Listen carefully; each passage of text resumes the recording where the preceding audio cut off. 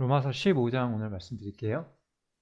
로마서 15장도 좀 개인적인 교훈이 나오는데 14장 같은 경우에는 어떤 교제와 우리 개인의 삶에 대한 이런 이야기가 나왔다면 로마서 15장은 이제 좀 바울 자신의 이야기를 좀 저는 한다고 생각이 드네요.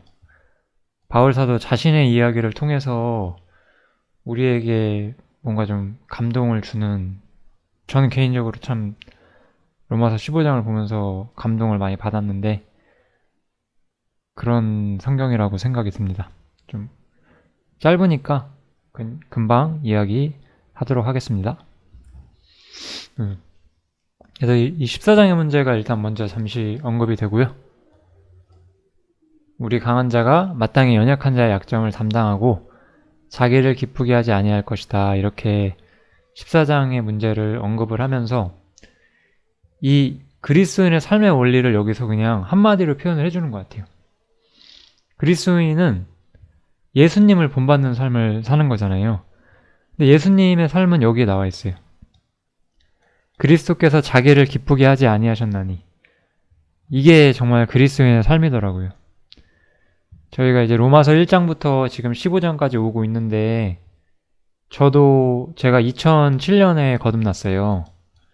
2007년에 거듭났고 한 2012년, 11년 정도에 제가 11년에서 12년 요쯤에 제가 해방을 알았거든요. 이때까지 저의 삶은 율법이었어요. 이때는 참 어떻게 사는 게 진실인지를 잘 몰랐거든요. 근데 이 이후로 이게 해방을 알게 되고 결국은 예수님을 본받는 삶이라는 것이 저는 예전에는 예수님의 완전성을 본받는다고 생각을 했어요. 율법처럼. 율법은 우리 인간에게 완전히 무엇인지를 보여주잖아요. 근데 나는 이런 게 될 수 없는 사람이었구나.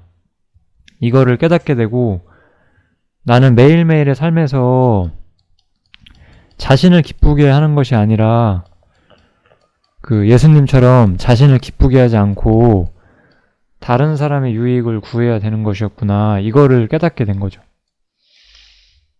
참 저 개인에 있어서도 굉장히 큰 삶의 전환점이 되었고 그제서야 사실 이 신약 성경이라는 것이 올바로 보이고 성경의 전체적인 흐름이 보이고 교회가 무엇인지 보이고 이런 일들이 좀 되더라고요. 그래서 그리스도인의 삶의 원리는 하나예요.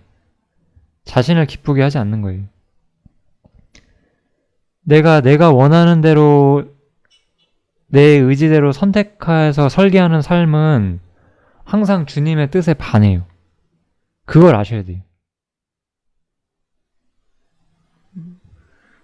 우리 시대의 많은 기독교인들은 어떤 방식의 삶을 사냐면, 그러니까 어느 정도 규범만 지키면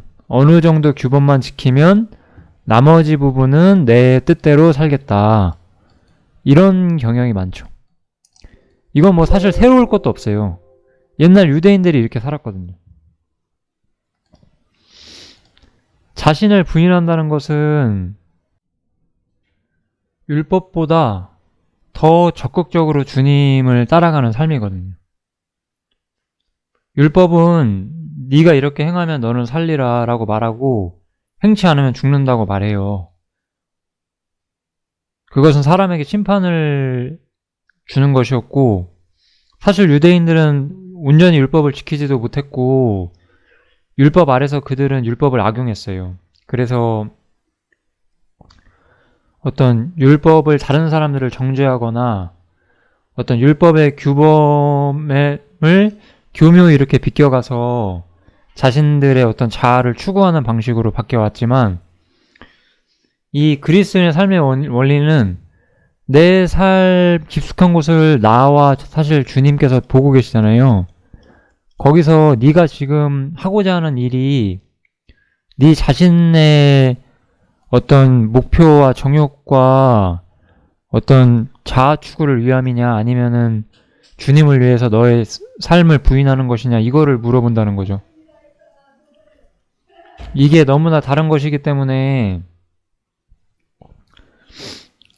그 성경에서는 중요하게 이야기를 하는 거고, 제가 마태복음 19장을 좀 보라고 말씀을 드릴게요.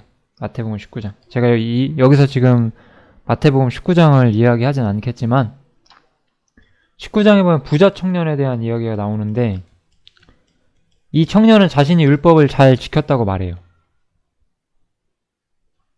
뭐 그럴 수 있어요. 여기서 말하는 율법은 뭐 주님의 완전함을 추구한다는 것이 아니라 유대인들이 받은 그 계명 안에서 어떤 그 하나님의 계명을 준수하며 살아왔던 어떤 그런 걸 말하는 거기 때문에. 근데 예수님께서는 이 사람한테 네 소유를 팔고 나를 쫓으라고 했고, 이 사람은 전혀 움직이질 못했어요. 그거를 듣는 순간에. 주님은 우리에게 내가 정말 놓고 싶지 않은 걸 놓으라고 나한테 말할 때가 있어요. 그때 우리는 꼼짝도 못해요. 자신을 부인할 수가 없는 거예요. 그렇게. 근데 주님은 하셨어요. 그래서 우리가 그걸 배워가야 돼요. 내가 평범한 어떤 것들로 그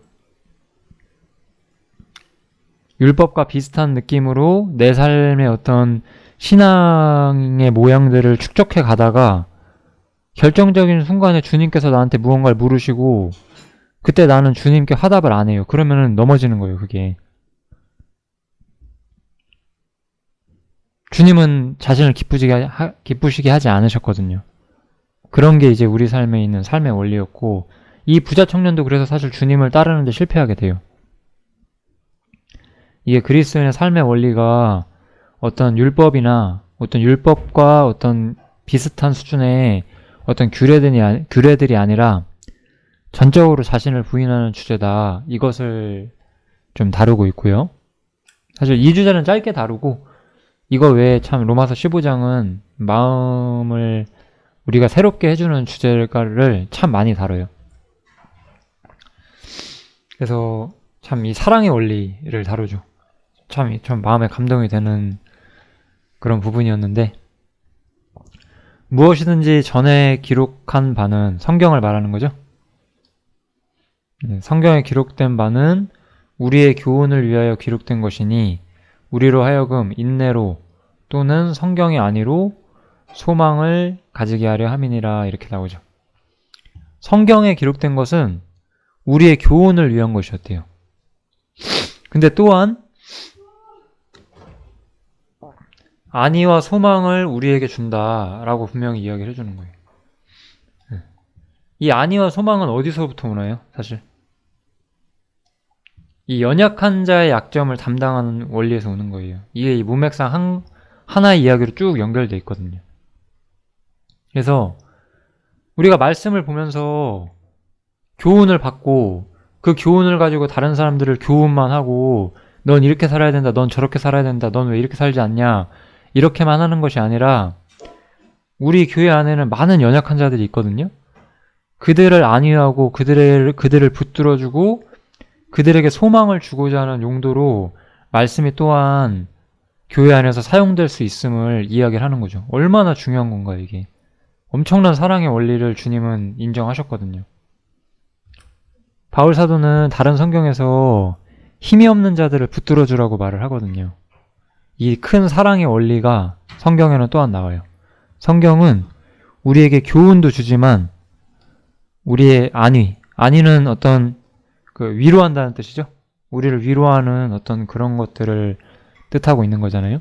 성경은 우리를 교훈하고 또 어떤 점에서는 우리의 연약함을 위로해주고, 이 두 가지가 같이 나오고, 이 교훈과 위로 둘 다 사실은 교회 안에서 나오죠.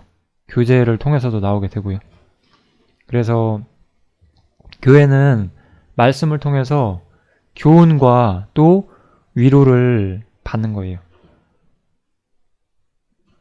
자신의 연약함을 인정하고 우리는 또한 그 부분에 대해서 위로를 받을 필요가 있어요. 사실 진정 위로를 받을 때 우리는 더 믿음이 강해지고 주님을 위해서 무언가를 부인하는 사람으로 성장해 가게 되는 거예요. 베드로의 예를 한번 좀 보시겠어요?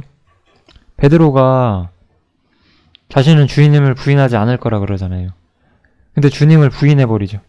그때 주님께서는 그 사람을 책망하지 않았어요.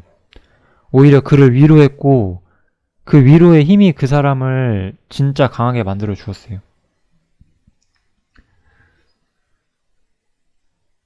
그런 위로를 말씀을 통해서 받아보셨나요? 그런 게 우리한테 필요한 거예요. 형제 자매들 사이에서도 그렇게 위로가 있을 수 있고, 사실은 여기서 말한 것처럼 말씀을 통해서 또 각자 위로를 받으셔야 돼요. 근데 우리가 자신의 잘못을 인정하지 않으면 위로를 받을 수 있을까요?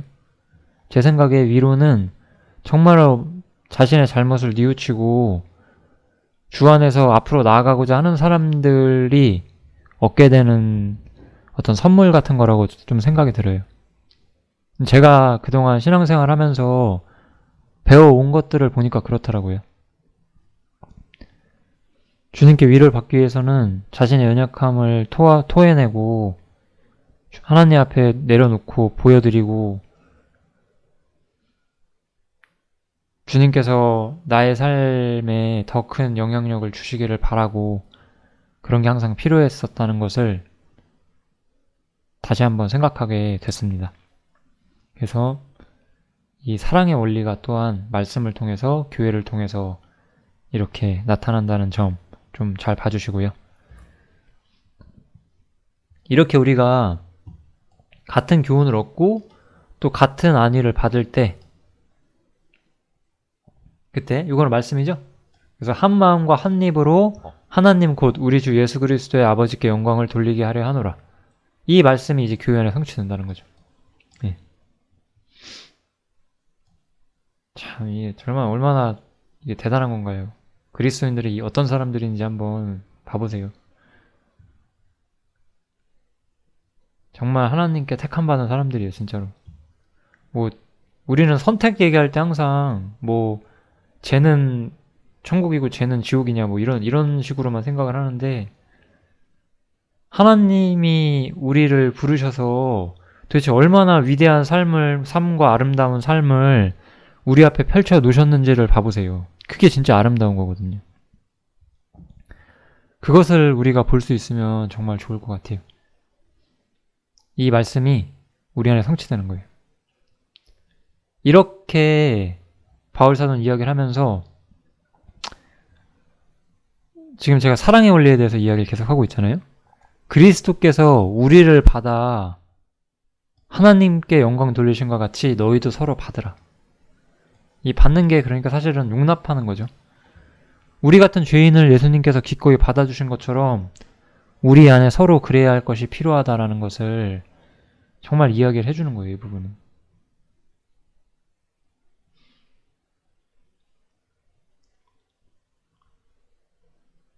얼마나 커다란 사랑의 원리가 또한 교회 안에 흘러오고 있는지 좀 생각해 볼 수 있게 되는 그런 말씀이라고 저는 생각이 듭니다.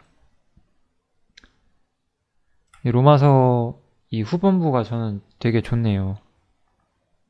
이 교회에서 매일매일 교제하는 우리가 어떤 사람들이고 어떻게 살아야 하는지를 이렇게 우리가 자세히 공부할 수 있다는 것이 복스럽다, 정말 복되다 이런 생각이 드는 것 같아요. 예. 이제 좀 마무리 부분인데 이제 바울사도는 모든 열방이 하나님을 찬양한다는 걸 좀 이야기를 해줘요. 그동안 저희가 이방인과 유대인에 대해서 여러모로 살펴봤고 여기서도 예수님의 죽음과 부활은 조상들에게 주신 약속을 경고케 하는 효력이 있었고요. 또한 주님의 긍휼하심이 나타났고 그것을 통해서 이방인들도 하나님께 복을 받게 되었죠. 그래서 예수님의 복음이 예수님의 죽음과 부활이 유대인과 이방인 모두에게 복이 되는 것이었고 그래서 열방이 하나님을 찬양하게 되었다라고 바울사도는 이야기를 해요. 근데 이 이야기를 하는 이유가 있어요, 바울사도가. 왜 이 이야기를 하냐? 이 바울 사도 자신은 바로 이방인의 사도였어요. 이 은혜는 곧 나로 이방인을 위하여 그리스도 예수의 일꾼이 되어 이렇게 이야기를 하죠. 이 복음의 은혜는 바울 사도가 이방인을 위한 일꾼이 되게 만들었어요. 전 참 이 단어가 참 좋아요. 은혜. 은혜라서 내가 구원받는 걸? 예, 그런 것도 있죠. 근데 여기서는 은혜가 바울 사도를 일꾼으로 만들어요. 예. 하나님의 은혜가 나로 하여금 주님의 일을 하게 만들어요. 억지로 하는 것이 아니라 주님의 은혜가 나로 하여금 하나님 없이 살 수 없게 만들고 예수님의 일을, 하나님의 일을 이 세상에서 가장 큰 일로 여기게 만들어 준다는 거예요. 그게 은혜죠. 뭐 세상 일은 저도 세상 일 하고 있어요. 먹고 살기 위해서. 그치만 세상에서 나에게 아무런 유익을 주지 않는 이 은혜가 이 세상에선 나에게 아무것도 아닐지 모를지라도 이 은혜가 바로 주의 일을 하게 만들어 주는 거죠. 바울 사도는 이 이방인과 유대인 모두가 하나님을 찬양하는 자리에 들어오게 되었고 자신은 하나님의 은혜로 이방인들을 위해서 봉사하는 일꾼이 되었다. 하나님의 은혜가 나를 이렇게 세웠다라고 이야기를 하고 있죠. 참 감동이 되는 좀 그런 말씀이라고 저는 생각이 들고요. 그래서 바울 사도는 이제 복음을 듣지 못한 이방인에게로 가요. 또 특별히 이 구절이 나오죠. 또 내가 그리스도의 이름을 부르는 곳에는 복음을 전하지 않기로 힘썼노니 이는 남의 터 위에 건축하지 아니하려 함이라. 기록된 바 주의 소식을 받지 못한 자들이 볼 것이요 듣지 못한 자들이 깨달으리라 함과 같으리라. 이게 이제 구약 성경에 나오는 말씀인데 바울 사도는 자신의 사역이 이미 복음이 전해진 곳으로 가는 것이 아니었다라고 말을 해요. 이런 건 하나님이 정하신 그의 사역이죠. 하나님께서는 바울 사도에게 아직 복음을 듣지 못한 영역으로 그 복음을 듣지 못한 이방인에게로 그가 가게끔 하셨어요. 그렇게 하심으로써 하나님께서는 주의 소식을 받지 못한 자들이 볼 것이요 듣지 못한 자들이 깨달으리라 이 말씀을 성취시켰다는 거예요. 바울 사도는 이 말씀을 성취시키도록 자신을 써주신 하나님께 또한 감사와 찬송을 하고 있는 거죠. 이렇게 주의 은혜로 주의 일을 하는 것이 얼마나 아름다운 일인가요? 우리가 주의 일을 하며 산다는 것이 얼마나 복된 일인가 그것을 우리가 생각해 볼 수 있잖아요. 주의 일을 하는 것만큼 복된 일이 이 세상에 없죠. 주님의 일을 할 수 있는 것은 은혜 중에 은혜죠. 그래서 바울 사도는 자신이 하나님께 은혜를 받았고 하나님이 뜻하신 일을 해왔다라고 이야기를 하는 거예요. 이 사람은 복음을 듣지 못한 이방인에게로 하나님의 명령을 받고 나갔어요. 그게 바로 또한 여기서는 로마 방문이 지체된 이유다. 바울 사도는 이렇게 말을 하죠. 참 이거는 참 섭리라는 걸 볼 수가 있어요. 우리가 주님의 일을 하는 곳에 있어서도 섭리라는 게 있을 수가 있어요. 때로는 우리가 갈 길이 막히고 내가 원한 곳이 아니라 다른 곳에 가게 되고 이런 일들이 있게 되는데 바울 사도는 로마에 가려고 했지만 가려 하던 것이 여러 번 막혔어요. 왜죠? 남의 터 위에 건축하는 것이 하나님이 바울에게 정하신 일이었기 때문이라는 거예요. 이게 우리가 로마서 15장에서 볼 수 있는 마지막 교훈이에요. 주의 사역.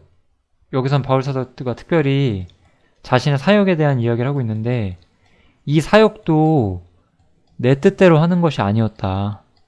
내 뜻대로 하는 것이 아니라 주의 뜻대로 되는 것이었다라고 말을 하죠. 사역이 내 뜻대로 되진 않아요.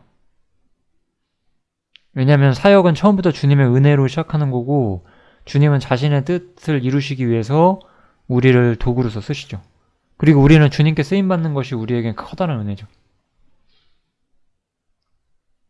로마서는 이러한 이야기를 좀 다루고 있고 이제 16장 하나 남았는데 끝까지 잘 들어주시고 로마서가 얼마나 중요한 책인지 다시 한번 생각하셨으면 좋겠습니다. 감사합니다.